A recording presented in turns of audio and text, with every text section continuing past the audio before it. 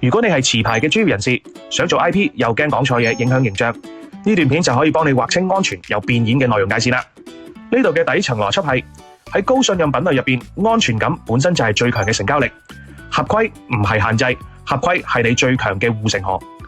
外面有好多短視頻導師都會教你做 IP 咧，一定要夠誇張，標題咧要夠刺激，要講啲語不驚人誓不休嘅金句先有人睇。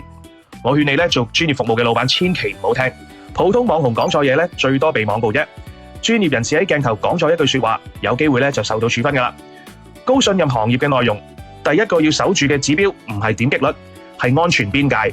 你嘅客唔係嚟睇你表演，而係嚟確認你夠唔夠穩陣。我哋可以參考一啲高質嘅法律顧問點做，佢哋對外溝通從來都唔係追啲咩流量熱點，亦唔會俾任何100%絕對嘅保證。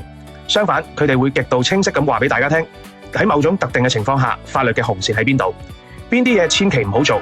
呢種既幫客戶指出風險，又嚴守自己專業邊界嘅做法，反而可以吸引到真正高客單價、高質量嘅企業客戶。